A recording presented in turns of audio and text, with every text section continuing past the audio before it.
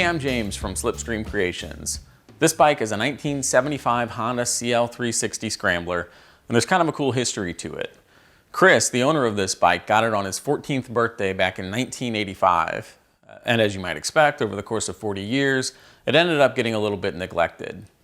So our vision for this bike was to bring this old Honda back to life, give it the custom treatment, and make it better than new so that Chris could relive some of those memories from back when he was a teenager. The CL360's frame is actually a pretty decent starting point for a build like this. It's all tube steel instead of stamped like the older 350s. So the big thing we had to do on this one was just to clean up all the old unnecessary bits. We got rid of the side covers and airbox so those mounting tabs could all go. And then we did have to add a few mounts on the rear here for the rear fender and the turn signals. We also ended up bending up a custom rear seat hoop out of 1-inch chromoly steel. The fork here is the stock fork, but we did replace the upper fork tubes since those were pretty rusted out and pitted, really beyond use. We ended up powder coating the lowers and rebuilt the forks with new seals. The big difference here though is that between this bike and the stock one is that we replaced the front drum brake with a hydraulic disc brake from the CB version of this bike. So we ended up getting a remanufactured front caliper, stainless steel braided brake line, and a drilled front rotor, which gives the bike a little bit better braking performance and really it just kind of looks cool too. The hubs were obviously rebuilt. We powder coated them in a satin black and replaced the bearings before we laced up these new polished aluminum rims with brand new spokes.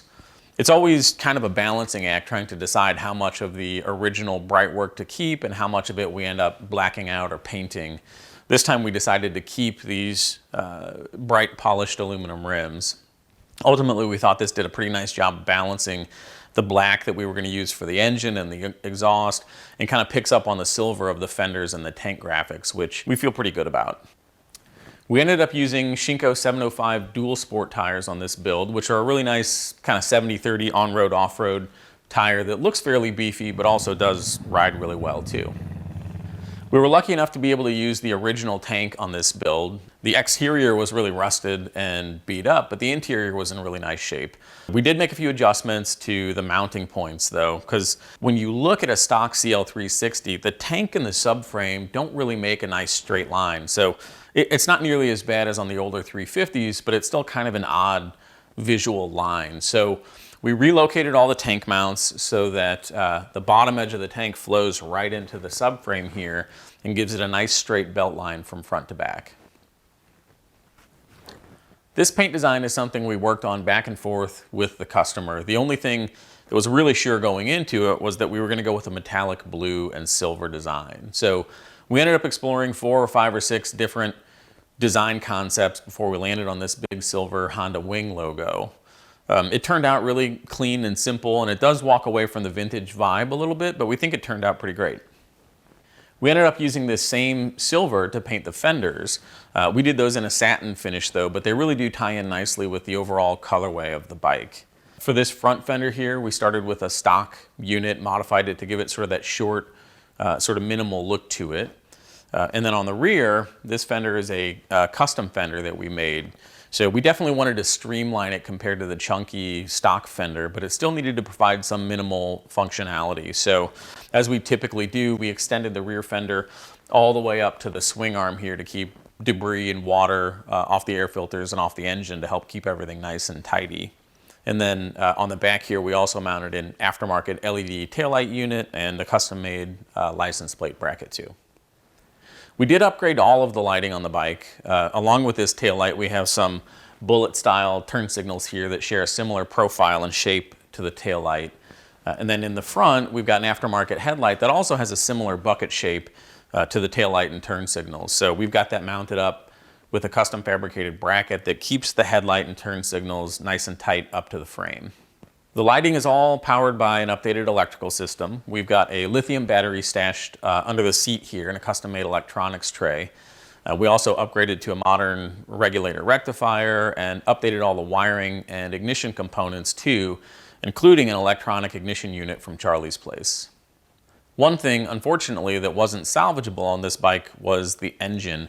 It had just spent too much time outside and didn't make any sense to try and rebuild it. We were, however, lucky enough to find a replacement engine that had been recently rebuilt We obviously had to go through it and confirm that everything was done right and done well. And we did a little bit of additional refurbishing on our own, but it ended up working out great. After everything was all buttoned up, we cleaned up the engine, painted it with a 2K black epoxy, and then all the covers were powder coated in a nice texture black before we put it all back together. And we reassembled it with all stainless steel hardware. On the intake side here of the engine, we swapped out the stock Keihin carburetors with some Mikuni VM30s. And I like the stock carbs just fine on these bikes, but the Mikunis are definitely often easier to tune and maintain. And they're also, if you tune them right, they're a little bit snappier than the stock carbs, which is nice. So between these upgraded Mikuni carburetors and the electronic ignition, this bike really runs great, better than new.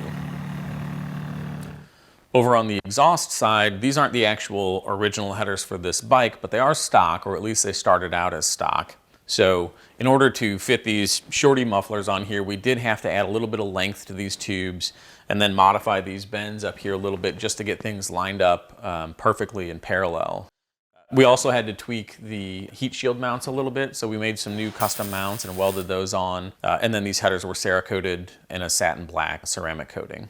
The heat shield here is actually also a stock piece, but it's really tough to find these in great shape, so we ended up repairing this one and making a few tweaks to fit the exhaust system a little bit better, and then we powder coated it in a chrome-like finish.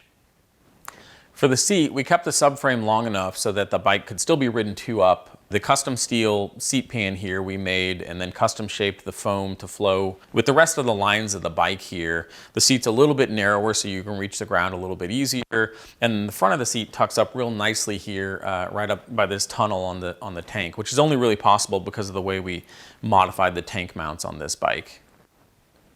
We upholstered the seat in this nice black marine vinyl with a cool diamond pattern on top, which we thought worked really well with the lines of the tank graphics. When you look at these wings, they come off at an angle, so if you were to draw lines extending from the wings on the left and right side of the tank, they'd intersect to make diamonds on the back like these on the seat cover, so it all kind of comes together. To finish everything up, we swapped out the stock handlebar for this nice low-rise chrome bar. We also swapped out the stock gauges for this mini speedometer with the built-in LED indicator lights and the matching tachometer. And then we have these mounted up on a custom bracket that we fabricated here. So we also added some reproduction switches and new grips just to kind of button everything up. Overall, we love how this bike turned out. We managed to keep some of the original 70s vibe, but also updated it with a little bit of modern flavor too. And hopefully this build lets the owner relive some of his teenage years every time he rides it.